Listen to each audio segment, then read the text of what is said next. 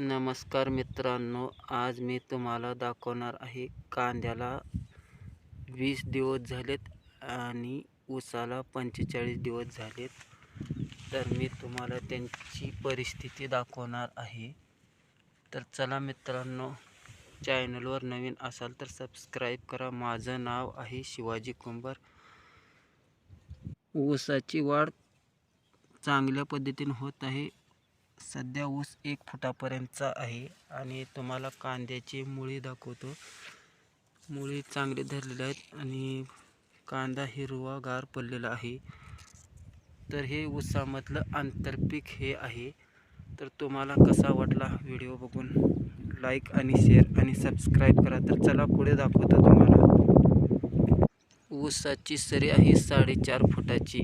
हे मधली जागा जी आहे मोकळी असते, तर त्याच्यामध्ये आपण हे कांदा लागवण केलेली आहे.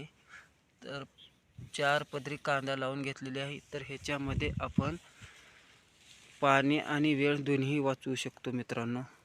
तर पुढे दाखवतो चला तुम्हाला मी. आता जास्त पाणी देत नाही आम्ही.